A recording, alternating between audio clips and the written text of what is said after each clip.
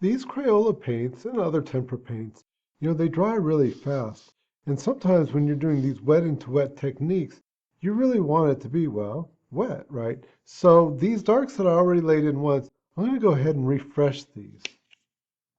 Same old colors as I was using before, a little brown, a little blue, a little that black, whatever. It's all good. Okay, so I'll just go back in where I was before. Just kind of wetting that up a little bit. Okay, so how about right here? Why not? Alrighty. And you know what else? I think we're gonna have a couple of trees. We're gonna go.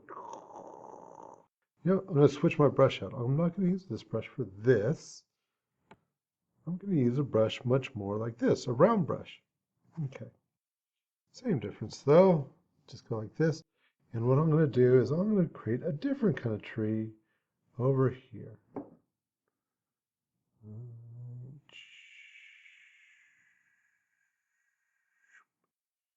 Here, this tree, and here. I don't want to cover up the mountains altogether. I like those mountains. Those are all right. And so just like a real tree, it's kind of peeking around the side of this pine tree that I'm going to make here.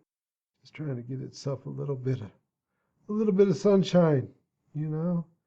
An old pine tree is probably taking up most of its stuff. All right. Maybe it has a friend over here. Shoop. All right. Look at this technique. One thing, I've had to go on over these twice. Okay, well, no big deal. But the other thing is too is that look how I load that brush. Maybe going in like that, getting a point, rolling that point, and then when I lay it out, I do the same thing. I roll that brush. You see how it's rolling in my hands right there, and that will give you a really nice line. Because look this, right? Nice line that way. And if I took a little bit of water on there, just maybe I can get a really refined, here, we'll get it right here. A really refined branch that will go just a little bit further, you see, just like that, by having that little bit of water. But it's that roll, that's that roll. And this is not a script liner. Script liner has a longer bristle than this, but it's still pretty good, right? It's got pretty long bristles, and you just follow the handle out and just roll it like that. Okay, well, there's one branch, there's probably two. Who knows, maybe even three. Okay, that's enough though. We'll put some foliage on this. Be all good. Okay, good enough. Now, watch this. Bob Ross would use a fan brush, probably, or one of his big old brushes, or I might use a big old brush like this. But it's not about the brush. It's about the understanding. So here, I can even take this little skinny brush that I've been using, and watch. I'll make a pine tree just like that. See, just dot, dot, dot, dot, dot, dot, dot, dot, dot, dot, dot, dot, dot. Same. Look at that. It's just like a dang pine tree, just like as if I'd done it with that big old brush. Because it's not about the brush, it's about the understandings, concepts, the structures of how things work, etc., etc.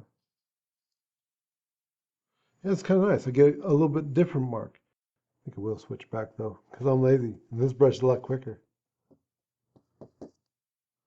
Bam! All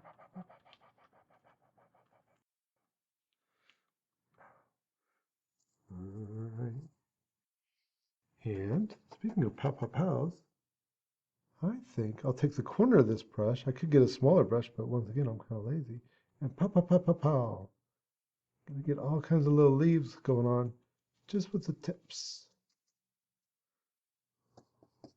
Just using the tips of this bristle, the corners. Just kind of following the branches. That's how I know where to put the leaves. Leaves go where the branches go. Alrighty, pretty good here. Just right there. Alrighty, and then on this side, see just the corner of that.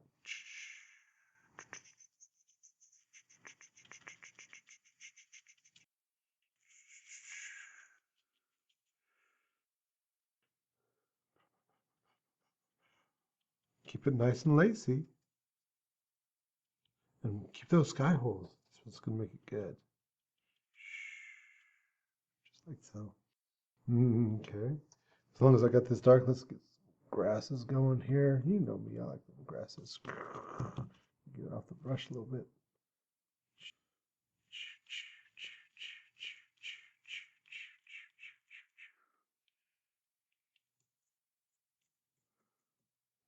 Okay, and so for the pine tree, I think I'll do that one first, or no, I'll put the pine tree in front of this little tree right here. So for this one, I think I'll just take, haven't even cleaned off my brush. Got that same dark brush right there. I'm just gonna mix it right into some of that yellow and see what starts to happen with that. A nice yellowy sort of thing there, maybe a little bit more blue, maybe a little bit of white. Oh, there we go. And remember, don't mix your colors too solid. That's a real big no-no. Oh, I didn't put any details into those trunks. Oh, well. Is it too late? No, it's never too late. Let's put a little detail into them. Okay, so I got that same old dirty brush that I was just using, and a little bit of this same dark color, maybe with just a hint of the brown mixed in. All right. And so, okay, what? I had my light coming in from here, right? So, let's see. Just following along, just right there. And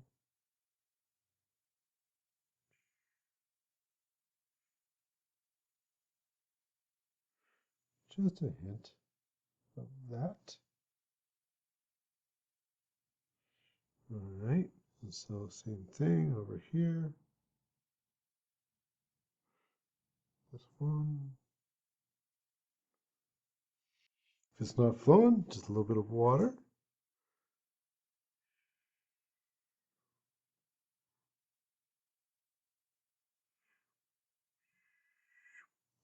A little bit of detail helps. Okay, where was I? Okay, back to these guys here. And look. See how it's not mixed real solid, and that's helping to get nice little bits of highlights on here automatically. Didn't even have to do anything. And I'm going to leave some of those darks back there. Right? Don't kill all my darks, because otherwise it won't look three-dimensional. And a little bit.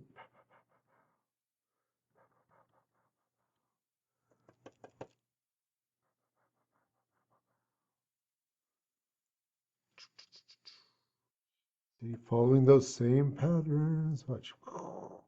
Over that pattern right there.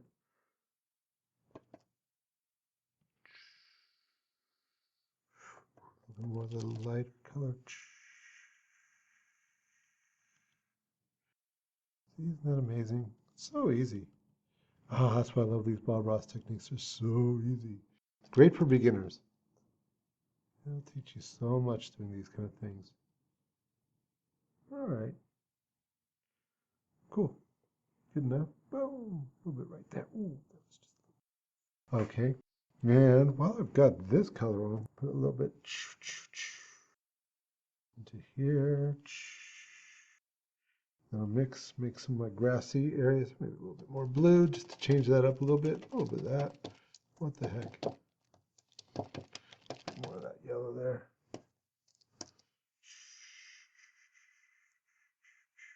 Okay, so don't kill all your darks. That's so important.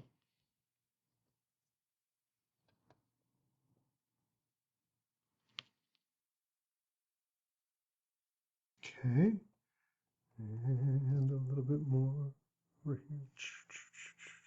And then a little bit of the lighter stuff. Right? Okay, just a little bit more of that yellow here. Just touch it. Chow, chow, chow, chow, chow, chow. Give me that nice spring green. And it's creating all that depth right in there.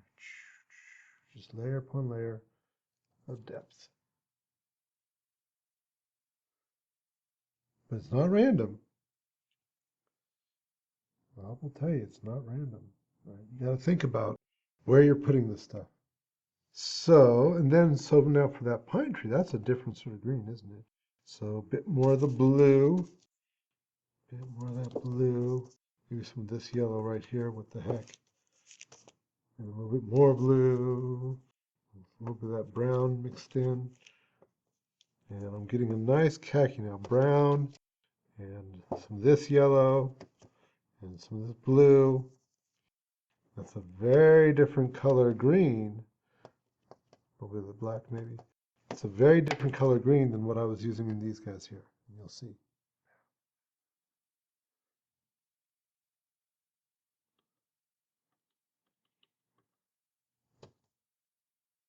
And it's looking pretty dark. That's okay, because I'm going to throw a little bit more of the highlight into it. And this time, maybe a little yellow, but also maybe some white. All right, for that highlight. Give it a different sort of color to the highlight. Here we used yellow. Here, if I use more in the way of white, that's really going to be different.